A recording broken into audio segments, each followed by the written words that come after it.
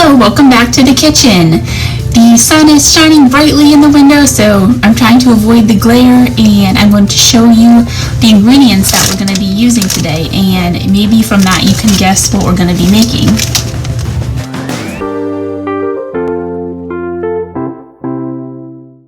Alright, did you guess? We're going to be making s'mores, and we're going to be making two types. One is oven s'mores and the other is a microwave s'mores, and you can see which kind you like best. Both are actually pretty good for serving a crowd. Probably the oven s'mores is even better. Alright, let's get started.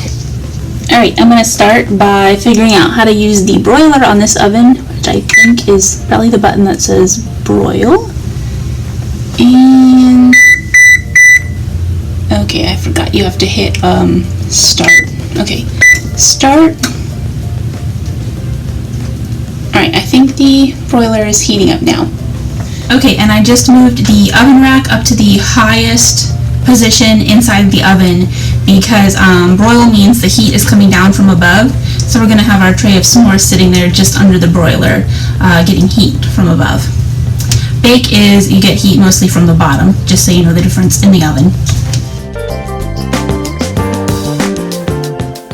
Alright, I just put down a sheet of foil just to make the cleanup easier. Basically, you could do it on the bare baking sheet if you want to. Right, so this is very easy. We're going to put some graham crackers broken in half onto our baking sheet. And I just got the regular honey grahams here. You could try it with the cinnamon grahams or with chocolate grahams. I bet those would be good too. The best way to break it evenly is just put your fingers on either side of the middle score mark there and just press your thumbs against the back. Most of the time that will make it break evenly. Alright, now I think I have 1, 2, 3, 4, 5 people that might be wanting s'mores today. So I'm going to put down 5 pairs, this is one pair, of s'mores. Okay, and one more for good measure. Okay, so now you're going to put a marshmallow on one half of each pair and a square of chocolate on the other half of each pair. Alright, I moved over here to get away from the glare a bit. Hopefully you should be able to see a little bit better now what I'm doing. And you can use any kind of chocolate. I just prefer dark chocolate. So that's what I'm going with, because I'm the cook.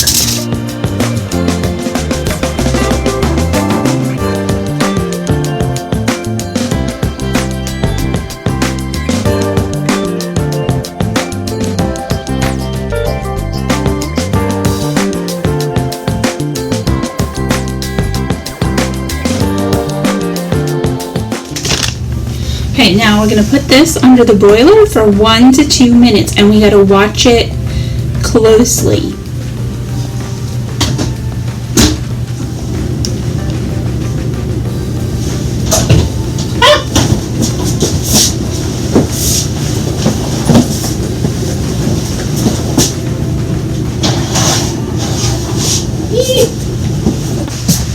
Okay, alright, when they say it browns quickly, they mean it. Alright, so now we're going to carefully squish. Okay, well that's kind of difficult, isn't it? Maybe I'll try squishing the marshmallow onto the chocolate. Because when I tried lifting the chocolate, it just sort of splooged everywhere. That's still kind of splooging everywhere. Alright, so I think, now I'm popped. Okay, so I think the downside of this method is that the chocolate melted more quickly than the marshmallows did.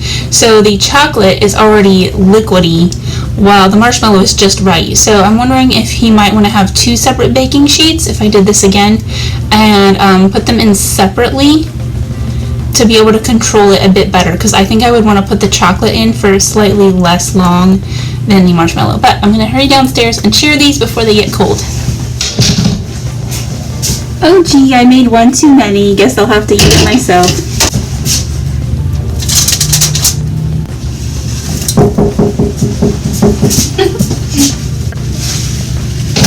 saw you munching and I was like, oh, she's going in. I just need to grab some napkins, or actually paper plates will probably Ooh, be better. she's going what? I said she's going in because you're going in on that that s'more. It looks good. It smells so good in here. Alright, so the next type is microwave s'mores. So we're going to heat up some chocolate chips in this bowl, then add some marshmallows, heat it a little bit longer, and then we mix it together to form a chocolate marshmallow goo, and then we spread that on our graham crackers. You could also do this with bits of the chocolate bar if you wanted to. Just maybe break it up into some smaller pieces first before putting it in the microwave. Yeah, I'm not sure if this is going to be too much. Okay, I'm going to go for it. So I'm going to put it in for 1 minute at 50% power.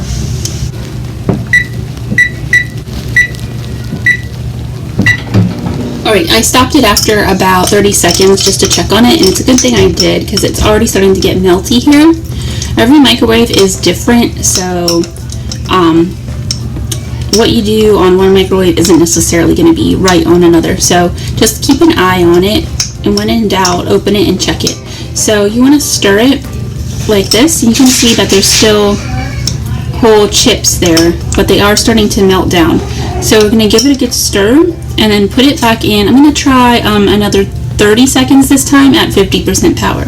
Alright, so this is what you want. They are still, you can actually still see the outline of the individual chips, but as you stir, they're going to start to melt down.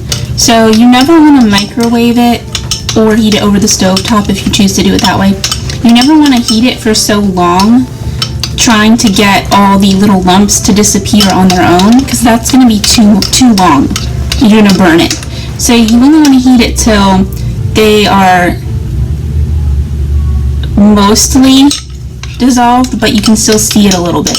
Then you keep stirring, and as you stir, those little bits are going to dissolve just from the heat that's still left in the mix and from you stirring it.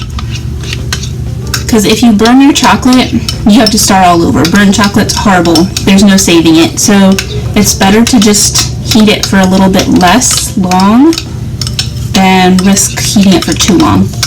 Alright, so now I've stirred and they're all melted now. So now it's time to add the marshmallow. You can do this with big or small. I'm going to do small ones this time just for something different. And you might notice I'm still using this baking sheet. This is not going in the oven again. These are purely microwave s'mores. I'm just using this sheet as a place to lay everything out and to make it easier to carry it downstairs and serve it. Alright, here's our mini going in. I mean, it's totally up to your taste how many you're going to put in. So I'm just going to put a layer that covers the chocolate, and I'm going to put it back in the microwave. I'm going to start with, I'll do 30 seconds on 50% power this time. And don't microwave your spoon. So basically, I don't know if you can see anything. I mean, I can from where I'm standing. You want to watch until you start to see the marshmallows start to puff up and then stop it. So it's a little hard even for me to see. I think they're just starting to puff a bit. I'll let it go. Okay, now you can really see. Now, as I stir, the marshmallows are going to start to melt. And there's our lovely chocolate goo starting to form. And it turns into, if you had got enough marshmallows in it, which if you find that it's still like too liquidy to really spread easily on your crackers, then that means you want to add more marshmallows. So if you get the right amount of marshmallows to chocolate, it's going to start to form this sticky goo that you can actually spread really easily onto your graham crackers.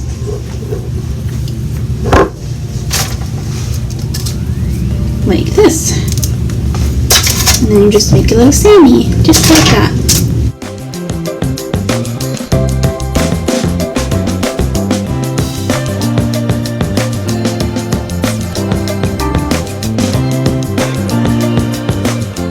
Let's see who wants seconds. Alright, and yet again, just one left. Amazing how that works out.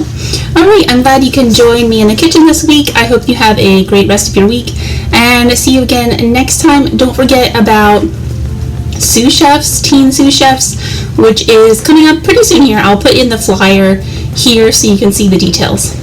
And bye-bye.